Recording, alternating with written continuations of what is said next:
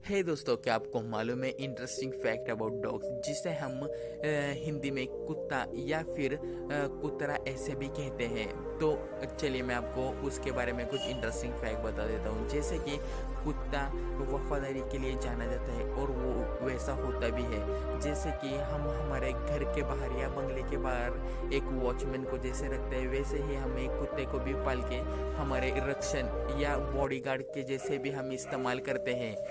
तो क्या आपको मालूम है कि कुत्ते का जो दिमाग होता है वो इंसान के 10वीं किस्त की तरह होता है और इंसानों की तरह ही कुत्ता भी चालाक होता है। तो आपको ये इंटरेस्टिंग फैक्ट जान के कैसा लगा? अच्छा लगा तो लाइक शेयर कमेंट जरूर कर देना, और आप सब्सक्राइब करने का भूल जाते हैं तो सब्सक्राइब भी जरूर कर देना।